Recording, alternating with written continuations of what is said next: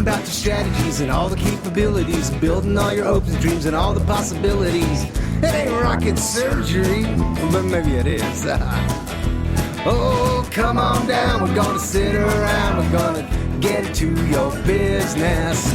Get into your business, that's right, get into your business. Oh, we'll get into your business.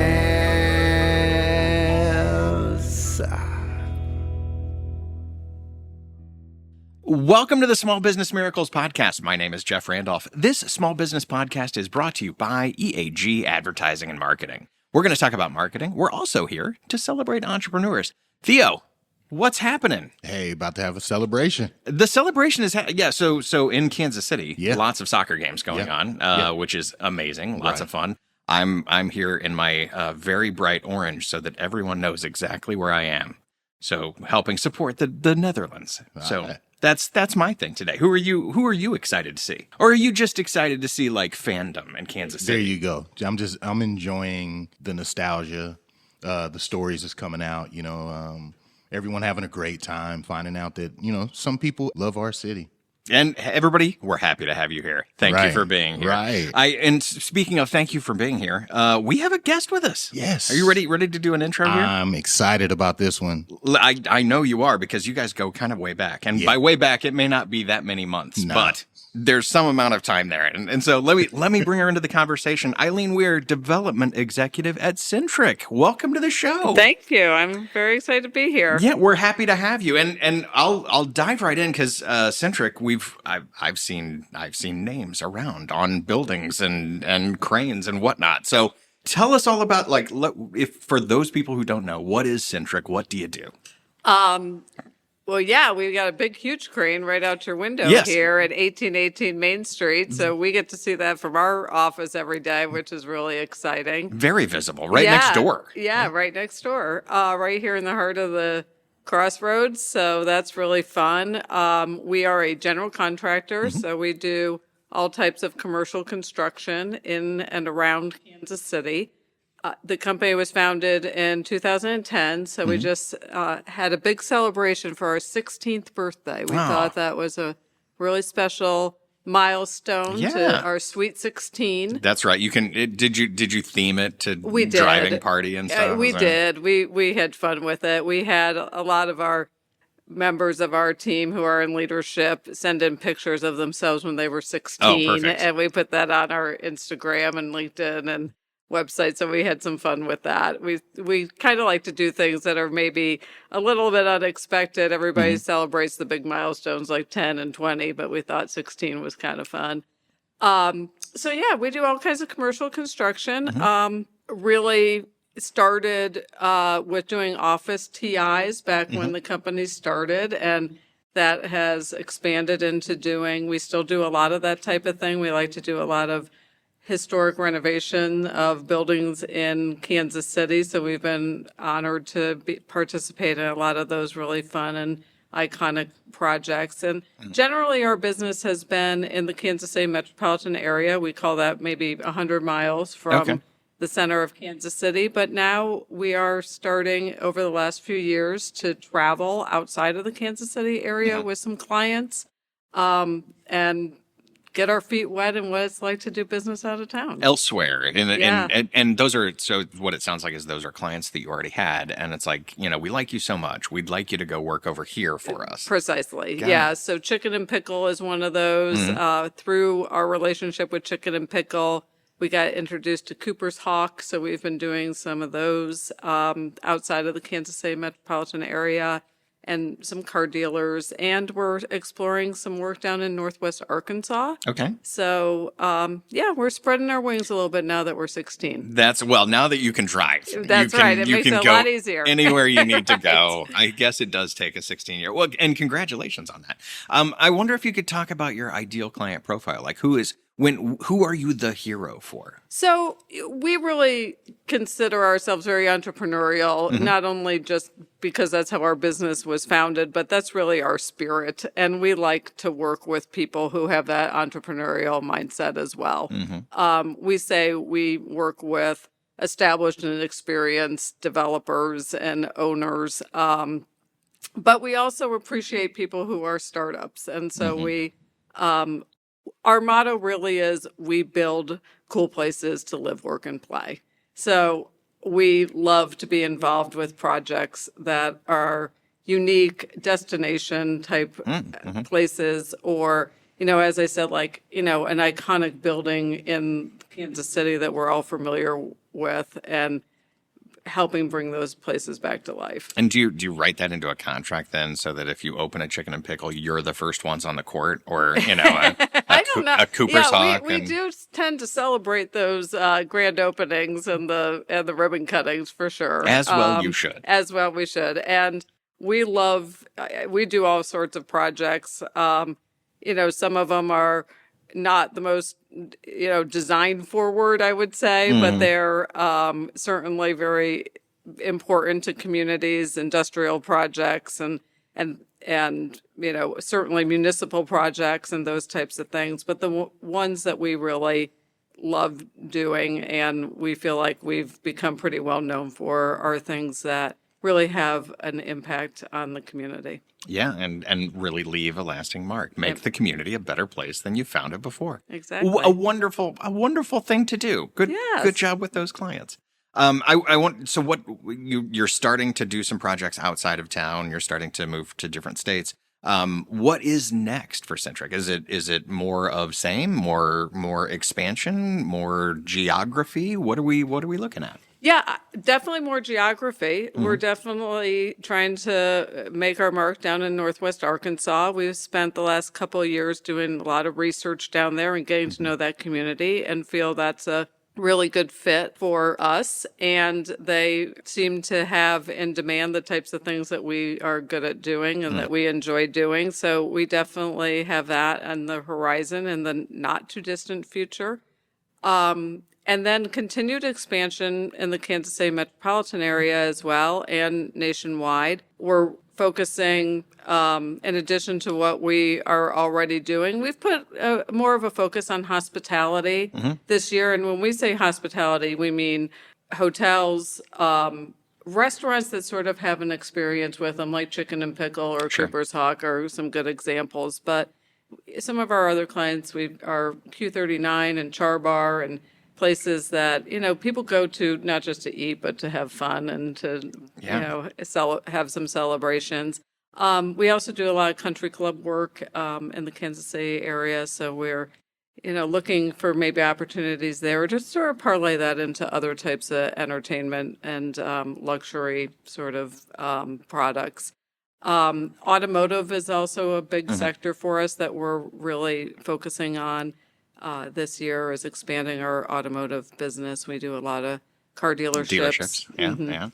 Yeah. And service centers and refreshes of car dealerships and brand new ones. So those are really good clients. There are a few dealerships out there that could use a refresh. That's something that looks a little more inviting than the norm. That is, that's true. And the ones that we've done, we're really proud of, and they turned out great. And we love working with those owners. Well, looking forward to more of that work in the future, because I know that from that list, I've had a good time at many of those places. So not car dealerships, are maybe the exception, but everything else. You got to be a special kind of person to love to go buy a car. That's true. That's true. Some people do, but most people don't. I'm not going to be in that category. Well, I want to talk about some of the other bits of your career, because we don't always get this kind of thing showing up on a resume. You were mayor of Independence, Missouri for 8 years. You were responsible for a major strategic plan for the city, the adoption of the city's vision. You launched the Independence Uptown Market. I was there as recently as, what time is it? Saturday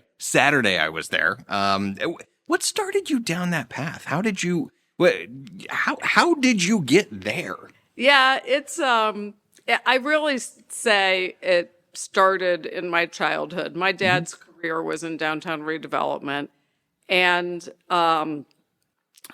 my family was always very civically active. I mean, my grandparents, my mom and dad, my aunts and uncles on both sides, everybody sort of talked about their community when we were sitting around at Thanksgiving or at the lake in the summertime and spending time with my family. They were always very involved in politics and civic life. And my dad was really interested in downtown redevelopment. And so it was just sort of what I grew up with. And when I moved to Kansas City and then met my now husband, and then we moved to Independence 26 years ago, we really did it with the intention of making a positive impact on our community. That was really important to us, that we felt that Independence was a town that we really wanted to be in, and we really wanted to be involved with it.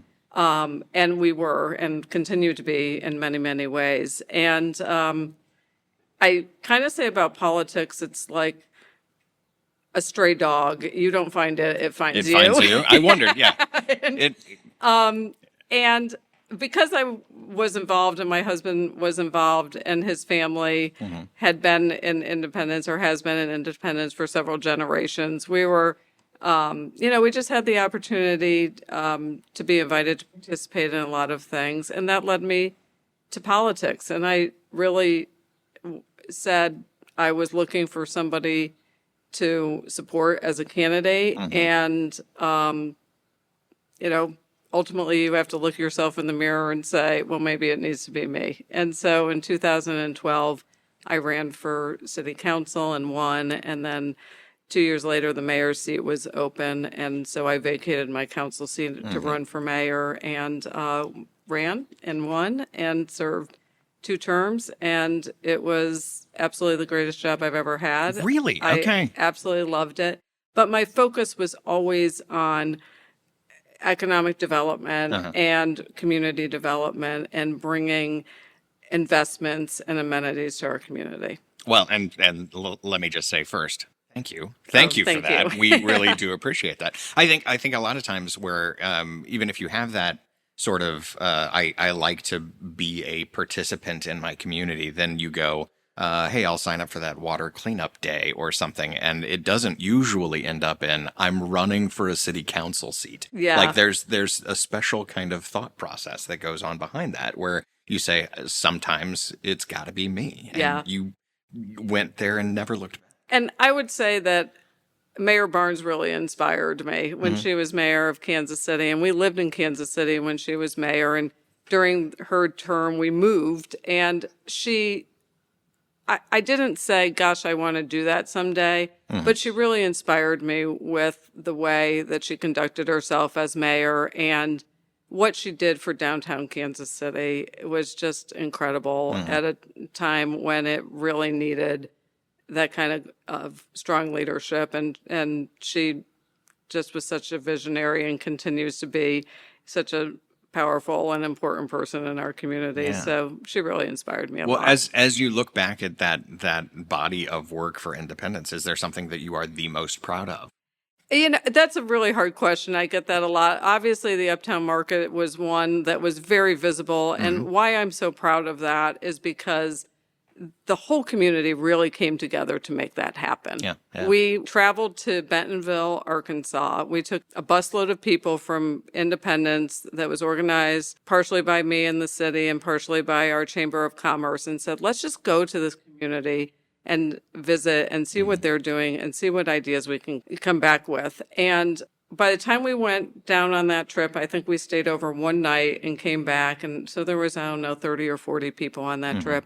We had decided that we were going to do this Uptown Market, and we did it. Yeah. And we did it in less than a year, which is, I'm really proud of the product, but I'm really, really proud of the way our community just came together and said, we're going to do this and really work together. So that's a great one. But we did a lot of wonderful projects, and some of the things that you mentioned, I'm very proud that our council, when I was serving on it, was able to really modernize a lot of our governing documents that are important to development in our city.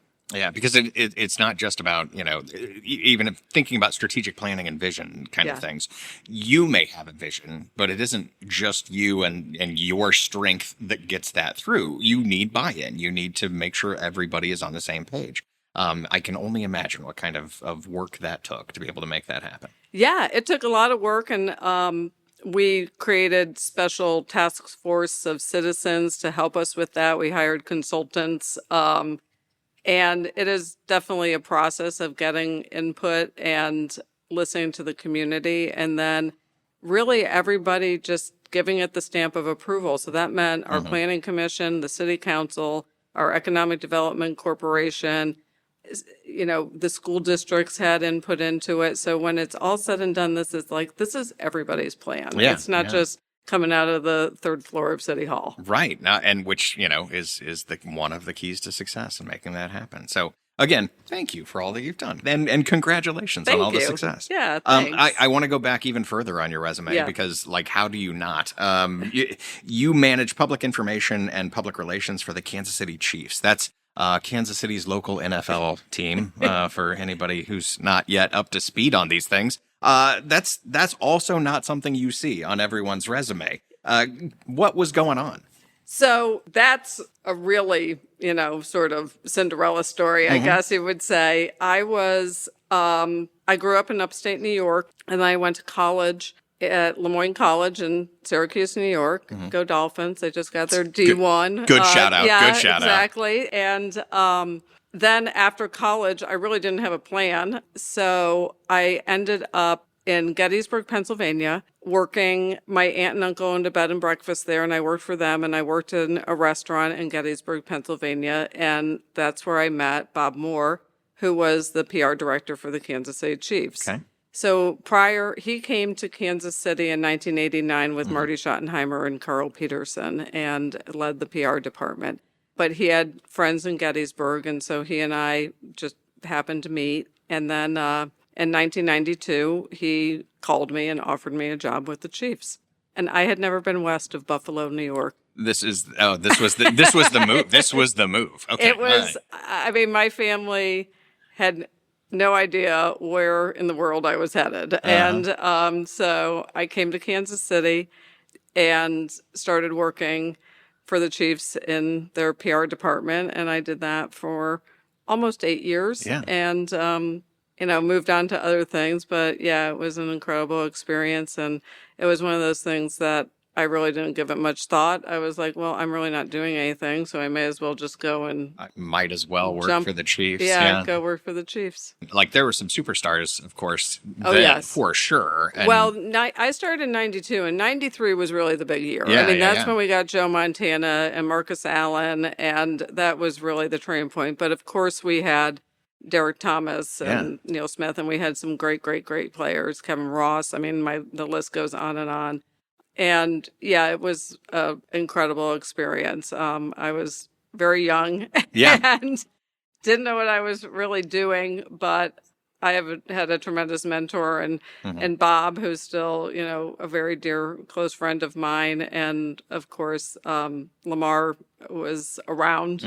He was still very much a presence in those days. So I had the amazing opportunity to get to work for Lamar Hunt. And anything stand out as a particular memory from that time where you were working on some kind of project? And oh my gosh, there were just so many highlights. It's hard to pick one. It really was when we got Joe Montana in a trade, and then we signed Marcus Allen.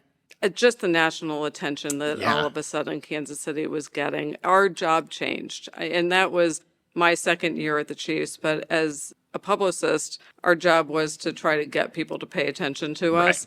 And then when that happened, it was like, now we're just managing the attention that we're getting. Good luck not getting attention from that. Yeah. From a media standpoint. And we were still going up to camp in little tiny River Falls, Wisconsin, and all the people who were coming from all over the place, and the season tickets that we were selling in San Francisco from people who wanted to come and watch Joe Montana. And so that was an incredible couple of years having those players on our team. And, of course, then they both ended up retiring, but we had some more great players. We drafted Tony Gonzalez and Will Shields and some amazing, great Hall of Fame players. So, yeah, that was a tremendous, tremendous experience. As you look at your job, at the Chiefs now, what your old job, Yeah.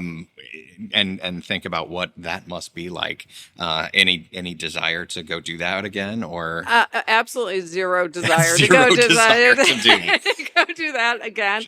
It's definitely changed. We have such superstars now, and the whole league and the whole way that players are managed has changed. They all have their own people now. Right. I mean, Yeah. they have their own team that guides them through that and helps them. And, it's amazing to me because I live a mile from the Truman Sports Complex. And some days you just are driving home and you think, Patrick Mahomes is driving on the same street every single day. Yes. Yes. And I think about it and I'm like, these amazing, great international superstars that we have that call Kansas City home and really dedicate themselves to this community where they could be anywhere. And so it's really special to have such success with the Chiefs. I think about looking at any of your past jobs and thinking, could you go back in and do that again? And sometimes the job isn't big enough for you anymore, and then sometimes the job is so vastly different that it would be weird to even walk in that door at this point. I say I couldn't be a publicist now with the skills that I had then. I mean, it's just so different. Everything is so digital and there's so much more, so many different kinds of media, but it was great. And not only getting to know the local media here in Kansas City, but really the national sports media that was a lot of fun too. Yeah. Well, looking back at the resume, it was a wonderful, tapestry of things I could pull from for questions. So I appreciate all of your experience. I'm glad I could be interesting. Thank you for that. Thank you. Well, I took a picture on your wall of "Don't be boring." So that's it. That is it. Yeah. I've not had a boring life. That's for sure. Clearly. Well, let's get into that. And if I could, we'll throw you into the lightning round, and we'll see what kind of questions come up that will make things even more interesting. Are you ready? I'm ready. All right, here we go. I'm going to think back to a teacher or a mentor that you've had at some point in your career that gave you a piece of information that sticks with you to this day. Do you have that teacher or mentor who gave you some advice? This is a funny one, and I just said it the other day. I had a friend tell me when my children were looking at colleges, he said, your children shouldn't go to college in a city where they don't want to live. Interesting. I thought that was great advice. And I pass that along. All you who are looking at colleges with your kids, don't send them to Dallas if they don't want to live there. Yeah. That's not going to be a good long-term kind of success. But right. Yeah, good advice. Very practical advice. This is one of those. So this is the Small Business Miracles podcast. And so we frequently will say, ask people what their small business miracle moment is. And when we talk about that, it's usually, hey, this is a big challenge. We didn't know we were going to be able to pull this off. This was, could have been a make or break, but it was just one of those things that you're up against as a small business during that career, and you were able to pull it off. Do you have that kind of memory that comes up? I would say as a small business owner, because I do also own my own consulting firm, that the biggest miracle for me was marrying the man that I married. And I know that sounds very, sappy, but being in the community of Independence with his family and the impact that they've had on that community opened up more doors for me than I could have ever opened by myself. Wow. That is high praise, of course, because you've done no end of things and have been well qualified to do all of those things. But good job with credit there. Yeah. That's nice. Let me say, Harry Truman, famously connected to Independence. Yes. That's canon. If Harry were alive today, what would he be talking about? What would he make note of? Well, he would be talking about President Trump. That's for sure. I bet he would have some things to say about that. He was pretty interesting after he left the presidency, and he was, I say, the second most influential person in the Democratic Party, aside from Eleanor Roosevelt. Yes. Yeah, good call.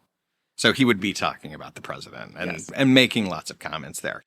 Do you think he would still start his day with 2 shots of bourbon? I don't think that's true. Oh, is that a wives' tale? I think that's a wives' tale. I don't think they definitely liked bourbon, but I don't know if he started the morning with that. It. Was this, and this is longtime legend or something like that, where it was 2 shots, and that's all he would drink ever. Yeah, that would be the end of it. But it would be, let's start the day that way. I did say several times when I was mayor, I said, now I know why Harry Truman kept a bottle of bourbon in his desk drawer. Yes, it was also a different time, and we could do that kind of thing back in the day. Yeah. Do you have a desert island food? One of those things that, like, I could always eat this all the time, no matter what. Junior Highboy with cheese, no sauce. Oh, you are speaking my language. And Theo is pointing and going crazy at the same time. We are, yes, 100%. And if you don't know Highboy, you got to get there. If Andy Reid can shoot a commercial there, we all need to be there. Good call.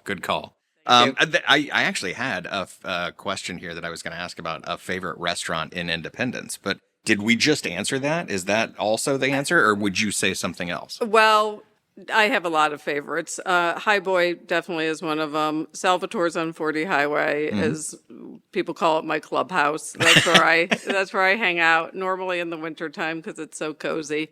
And we spend a lot of time up on the square. We go to Ophelia's quite a bit, it's a great spot too. All winners. All winners. Yes, you should definitely show up to these things. Last question is really about celebration. You've had a lot of those moments during your career where big project finishes, or you're, doing a ribbon cutting at the Uptown Market. How do you celebrate a big win? How do I celebrate a big win?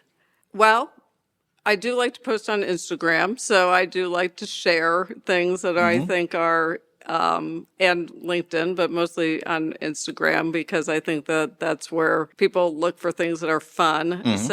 I'm always, especially in Independence, things that are special and unique. I always love to, take pictures and send those out. And then I think it's just getting together with the people who made it happen, getting together with the team and just, taking that pause, that moment of... Take a pause, buy a couple bottles of champagne and just soak it all in and don't let those moments pass you by. Yeah. If we look at your Instagram, is that going to be filled with those celebration moments, or do you post all kinds of stuff too, and the celebrations are just in there? Well, you should go look at it. I will need. Now I have to. Now there's no way not to. Yes. Mostly celebration stuff. Mostly, yes. It's very lighthearted. Good. Sure. Okay. All right. This is now. Now I'm gonna have to check it out. We'll put you right up against John Cena for all of those things that he posts that have no description whatsoever. Yeah. Very exciting. Well, you'll appreciate it. All right. Well, you've survived the lightning round. There's nothing crazy about the lightning round. All super easy, but I think we've learned a lot as a result. And now I have to have a cheeseburger. I can't. Now it's going to be Highboy for me. If I've asked you a bunch of questions, if you have any kind of questions for me, I'm happy to answer one. One question. One question. Do you have one? Well, with all the World Cup activity happen around downtown Kansas City, what have you guys been experiencing here as you've been hanging out around town? And the fan experience is at Liberty Memorial right behind us. But really the big thing has been the Dutch Parade, the Orange Parade. Obviously you were there. I was the one in orange. I don't know if you saw me I was there too, but I wasn't in orange. What? So when you were, why would you not be in orange? It was spur of the moment, and I just walked down from the office and I said, I can't miss this. Yeah, this is huge. It was delightful. And for me, I've been a fan of the Netherlands for I'm going to call it 35 years or so, and it's really just because of their style of play. It's not like there's lineage there. I can claim to be a resident of Rotterdam at whatever point. It just no, none of that. Just their style of play. I got licensed through the Dutch soccer school through their system, just because I was a huge fan of their style of play, and it was wonderful to actually go to that experience and not be the only one in orange. Yeah. I actually saw the United States against the Netherlands in Foxborough, Massachusetts at a tune-up game before, I think it was the South Africa World Cup. And I wore orange to that game, and not many people did. I'm just, as you might imagine, it's a bold choice. It's a bold choice, and I stand by it. I absolutely stand by it. Well, I'm proud of you. You're a true fan. You're not just jumping on some bandwagon. It's not a bandwagon. Good for you. It is. But it made me look around and go, okay. Finally, everyone here. Now, These are my people. I didn't personally invite all of them to like the Dutch, but there were several there that I did turn onto the team. So I'm pretty happy with that. Yeah, it was Great neat. question. Thank you for that question. Let me have you tell everybody where they can find you if they want to connect, if they want to learn more about Centric. Where should they go? What should they do? Yeah, well, certainly we're on all the socials at Centric. Our website is centric.build, which is a little, different. It's a new one, yeah. Yeah, and it's got some reason behind it. So definitely follow us there and look at the wonderful projects that we're doing. And certainly we're always looking to make new friends and introduce ourselves to new people in the community who may have a need for construction services or just want to get to know Kansas City. So I encourage people to look there and see the fun stuff that we're going there. And I already, I guess, put out my Instagram. Yeah. You're pretty close. Yeah, if you just look me up, Eileen Weir, you'll find me. On Instagram. All right. Yep. Thank you, Eileen Weir, Development Executive at Centric. Thanks so much for being on the show today. Thank you for inviting me. I appreciate it. And Theo, I say we close it out here. Are you ready? All right. I'll start talking then and say thanks so much for listening. Don't forget to like, subscribe, give us a 5-star rating and review. Drop us a line on the website at eagadv.com if you have any thoughts. Until then, we'll be out here helping entrepreneurs with another Small Business Miracle.